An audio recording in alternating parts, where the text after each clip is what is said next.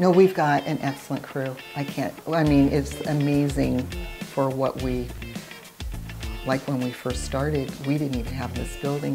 We had animals in our homes. Right, everybody, crazy. You were designated helpers, and then the animals came to individual homes, and then suddenly that became a crew that bonded together. Right, and then we had this building. Okay, I don't think it happened that quickly. I'm No. sure there was a lot of work going on. Yeah. I should introduce you as everyone's watching this.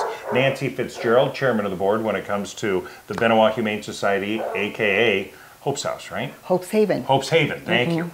All right, so we hope that these felines get adopted, and that's sort of the goal. But there's a lot of stuff that goes on around here. I mean, for what you've done since around 2000, I mean, you've saved a lot of animals. Thousands of of animals. animals. Dogs and cats, kittens and puppies. Okay. Yeah, absolutely. Let's talk a little bit about what we saw earlier, and that was Spay and Neuter Clinic, where you had volunteers from all over the region coming here to Hope's Haven. 49 cats were spayed or neutered. That's amazing. Yes, it is. It's wonderful. It's like a MASH hospital from the very beginning to the very end, and everybody's trained really, really well. And we accomplish what we need to do because that's in order to keep our doors open. Prior to the TNR program, we had 173 cats and kittens, and this was in like 2014. That's a lot of food, that's a lot of calls, that's a lot of trying to find adoptive families. Yeah. And not to, the cost was just extreme because we have medicine. We are a no-kill shelter. Every animal, this is part of our policy, every animal has to be spayed and neutered before it leaves the premises. Right.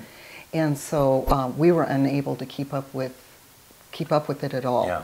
So anyway, we were introduced to the Spay and Neuter program through the North Seattle Cat Coalition project, and we just went canvassing and found our wonderful vets, and we've made a dent, and it's working. We used to have, even when we would make notations in the paper and signs outside, no more cats or kittens, we're full, full, full. We would have boxes of kittens at our doorway. Right. And this is when the first crew came in like at 7 o'clock in the morning, and it could be pouring down rain. And we just couldn't afford to take care of them or have the homes and whatever we needed. So we had to think outside the box and just make it happen. And we've done it. I'm going to call out Dr. Andy, correct? Potlatch? Absolutely. She was the one that made this work. Here's the deal, real quick. They want to put this program together where they're taking feral cats that have a life, and they're living outside, and they're in a colony. And they're hanging. And in order to cut down on that population where a lot of kittens are dying and a lot of them are ending up here in boxes, they start doing the what do you call it? It's TNR, but what's the Trap, Neuter, Release. Trap, Neuter, Release. All right, very cool. Right. And so they went down to just see what it would cost, how it's going to work, and she goes, "Oh no, we donate. We donate our time." She brought a friend, and then pretty soon you have WSU involved, and now you have vet techs and you have vets, and it is a well-oiled machine. So congratulations. Thank you. Okay. Yeah.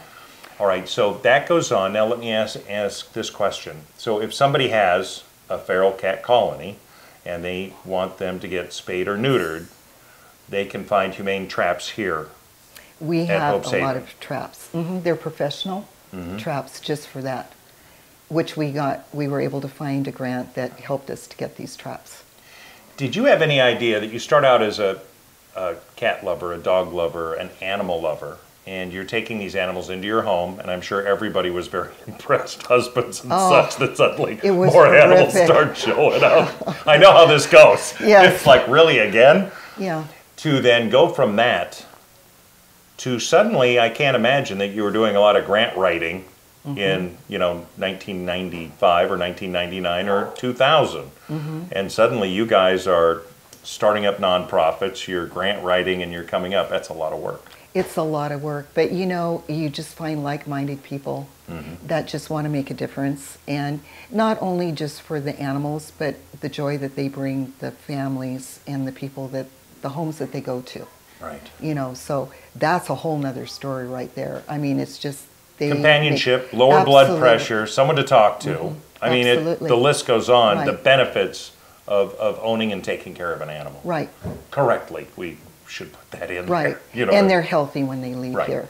I mean, not only like with WSU, not only, they said of all the shelters that they work with the spay neuter of Hope's Haven's animals, that our pets, our dogs, our cats, our puppies and our kittens, not only are they physically healthy, but they're emotionally well.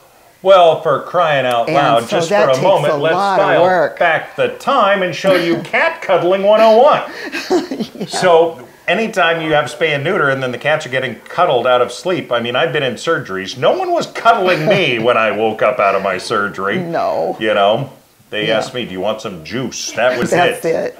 And here's the bill, and good luck. Yeah. So that's pretty cool. Yeah, it is. It makes us really proud. We have high standards, and we've always held to them. It makes it a lot more complicated and difficult, but once you get the right crew and the right people in place, it happens. Here's the other thing that I'm going to tell people behind the scenes when it comes to this. A lot of times you see whatever we point the camera at. What you didn't see is that they set up lunch for them, and there's pie, and there's, you know, the crock pot. It's like going to a Lutheran wedding around here. And so they do volunteer their time, but they also work for food. So there is that. It's pretty cool.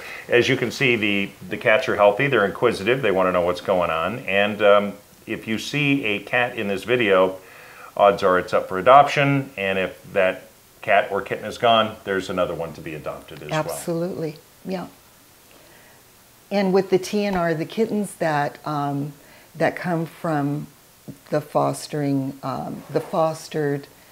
colonies, under 8 weeks of age, we can usually take them, and because they're easily sociable. Okay. You know, so that's what we do, and we don't. Bless you, by the way. We don't ear tip them. So, gotcha. No, the older ones. It's the ones that go back to the foster colonies do. Okay. They're ear tipped, so they're not, as explained before, they don't have to be reopened again. Gotcha. Very good. So that works out really, really well. And the thing that I'm also going to bring up is the fact that we work with so many people around our county. And there's so many people that volunteer their time, and for fundraisers and other things that we do. I'm going to run through really quick what we do. Okay. We collect aluminum cans. We crush them. We have a crushing crew that comes on Mondays. 3 fellas that love to get together and crush cans. We've got a crush can machine. And we do car washes. We do it's a Spring Into Action, spring fundraiser with food and all kinds of raffles and different things for the community. And that's in the spring. In the summer, for Labor Day, Paul Bunyan weekend, we throw a big community breakfast with all kinds of good food for the community. And we serve that at the Eagles.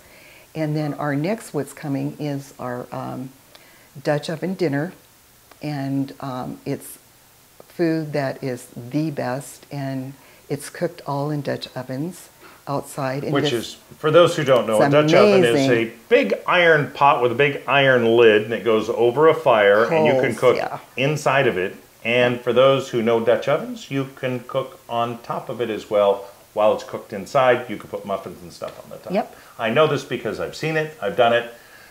It's I don't wonderful. do it on a regular basis, but it's very cool. And we have the St. Joe Outfitters that this is what they do for a living, and they help us with it. And it's a big community event. And this year we're having Eric E., who is a singer, songwriter, entertainer extraordinaire, and he will be entertaining us there too. So So it's all, I mean, you're fundraising. You don't have huge benefactors. You don't have No. large checks coming in every month. You're grassroots, We are grassroots. which takes a and- lot of time and a lot of volunteers.